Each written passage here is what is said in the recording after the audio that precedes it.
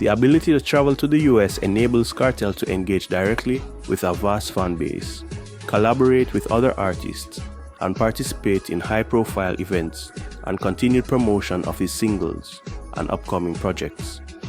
It is not officially confirmed if he has gained a work permit, but hopefully, over time, he can also work in the US legally.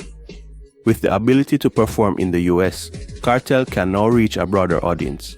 Live performances are crucial for artists to connect with fans, and the US market offers a diverse demographic eager for dancehall music. This expansion can lead to increased album sales, streaming numbers, and merchandise revenue, thereby bolstering his commercial success. Access to the US music scene opens avenues for collaborations with a wide array of artists across genres. Such partnerships can result in innovative musical projects, blending dancehall with other styles, and attracting listeners from different musical backgrounds.